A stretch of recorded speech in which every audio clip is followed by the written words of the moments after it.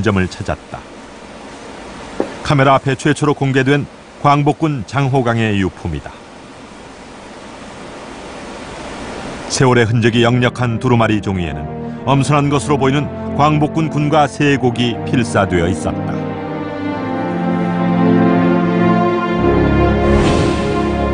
용진가와 압록강 행진곡, 광복군 아리랑 등 세곡이다. 가사엔 한반도로 진격해 직접 조국 광복을 쟁취하겠다는 광복군의 여망이 담겨 있다. 42년 이후에 국내 진격 작전을 준비하면서 불려졌던 세 편의 군가, 이렇게 볼 수 있죠. 그래서 이제 그 가사가 직접적이죠.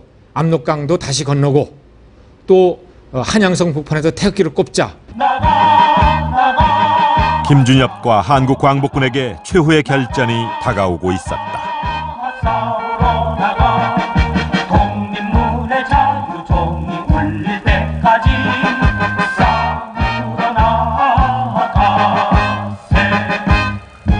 우리에게도 익숙한 이 독립군가에는 독립문의 자유종이 울릴 때까지 싸우겠노라는 광복군의 결연한 의지가 담겨 있습니다.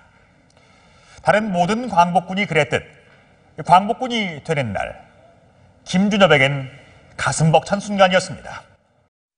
어느새 우리나라가 독립이라도 된 듯 자랑스럽고 또 떳떳한 자존심을 느끼게 됐다. 당장이라도 외놈들의 진중에 뛰어들어 몇 놈쯤 단번에 해치울 것 같은 의욕이 솟아올랐다. 탈출 학병에서 광복군의 장교가 된 김준엽은 마침내 총을 들었습니다. 그리고 목숨을 건 비밀 작전에 뛰어들었습니다.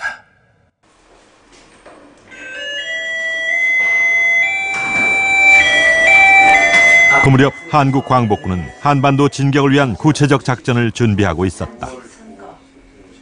대한민국 임시정부 외무부장을 지낸 조소왕의 며느리댁.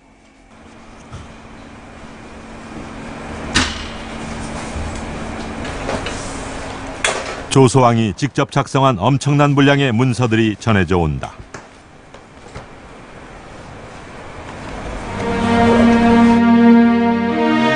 그의 개인적 문집들과 함께 임시정부 군무부에서 작성한 공식 문서도 상당하다. 그중 당시 광복군의 의도를 알 수 있는 문서가 있다. 한국 광복군 작전 계획이 그것이다. 외적의 무력 세력을 근본 박멸하고 조국의 완전 독립과 세계의 영구 평화를 쟁취하기 위하여 아국 작전 행동을 반드시 미국과 절실히 합작하는 중. 연합군과 싸움으로써 일본이 패망하고 나면, 패망한 후에는 우리도 연합국의 일원이 된다. 연합국의 지위를 얻는다. 라고 하는 것이죠. 그게 독립을 쟁취하는 가장 확실한 길이다. 라고 하는 것이 바로 그 독립운동 전략입니다. 임시정부는 이 계획을 1943년부터 추진해왔다.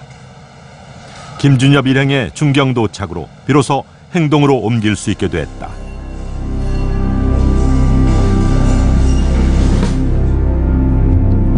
당시 한국 광복군 제2지대장을 맡고 있던 이범석 장군이 미군 측과 교섭해 비밀작전을 성사시켰다.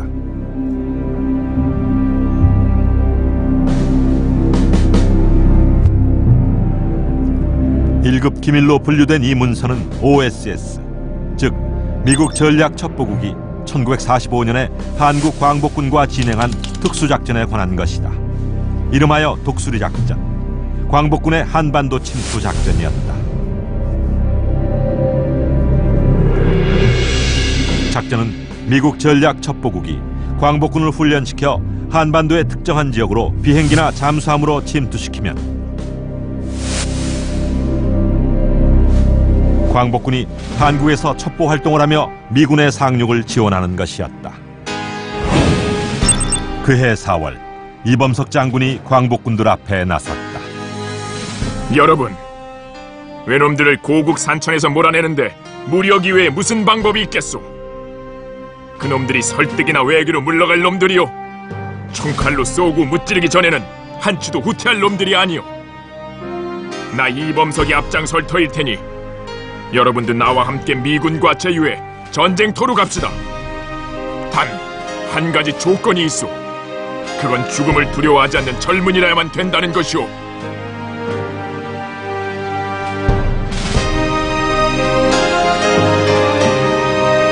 다시 김준엽에게 선택의 순간이 다가왔다. 무슨 명목이라도 붙여서 임정에 남아있으면 죽진 않을 것이다. 그러나 나는 그렇게 할 수 없다. 임정은 노인 선배들에게 맡기면 되는 것이고, 젊은 사람들은 총칼을 들고 외놈들을 한 놈이라도 더 죽여야만 조국의 해방은 가까워지는 일이다.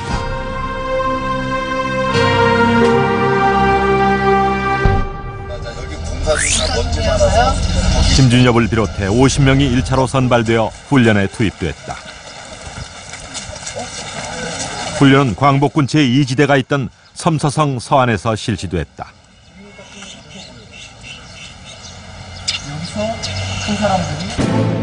도교의 사원 건물을 개조한 캠프였다. 미군 교관들이 이들의 훈련을 맡았다.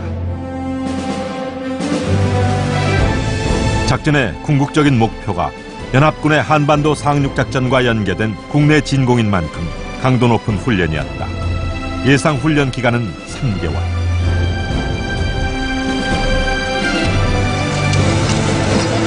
사격술과 폭파술, 도강 훈련이 이어졌다.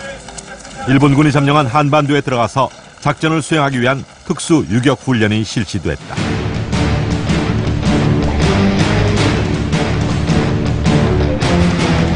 아침부터 시작된 훈련은 밤 9시까지 숨 돌릴 틈 없는 프로그램으로 운영됐다. 전투기술과 함께 침투작전의 필수적인 훈련도 병행했다. 무전통신 훈련이었다.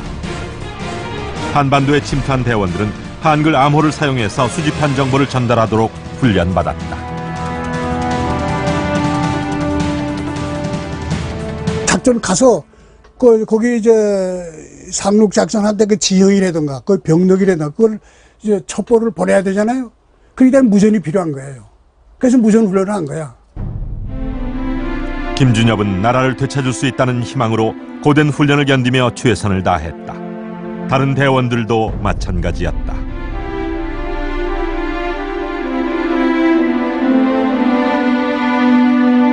훈련 책임자 사전투 소령은 광복군 대원들의 능력에 감탄했다. 나는 37명의 한국 군인들에게 큰 인상을 받았다. 그들 모두는 지적이고 민첩하며 결연했다. 그들은 내가 본 가장 지적인 집단이었고 미군의 어느 청년 장교 집단과도 비교할 만했다. 중경의 임시정부도 긴박하게 움직였다. 훈련 상태와 작전 시기를 검토했다. 8월 5일 김구 주석이 서안으로 향했다. OSS 훈련을 수료한 광복군 대원들을 격려하기 위한 시찰이었다. 이틀 뒤 한국과 미국의 책임자는 작전 개시를 선언했다. 오늘 이 시간부터 아메리카 합중국과 대한민국 임시정부 사이에 비밀 공작이 시작된다. 침투할 지역이 하달됐다. 김준엽에게는 강원도 지구에 잠입하는 임무가 주어졌다. 일본군에게 발각될 경우 게릴라전을 벌여야 하는 목숨을 건 임무였다.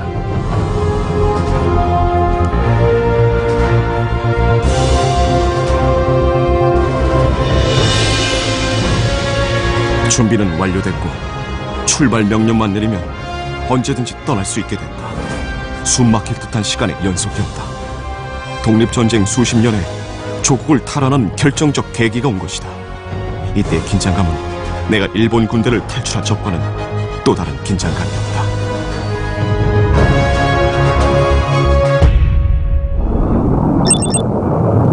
작전 개시를 앞둔 시점, 일본의 항복이 결정됐다. 그 순간 잠시 동안 침묵이 흘렀다. 기쁨의 환성을 울리며 박차고 일어나 춤이라도 춰야 할 터이지만 그럴 심정이 아니었다. 외놈들을 우리 힘으로 몰아내지 못한 데서 생기는 허탈감 때문이었다. 그러나 광복은 저절로 이루어진 것도 어느 날 갑자기 찾아온 손님도 아니었다. 당시 광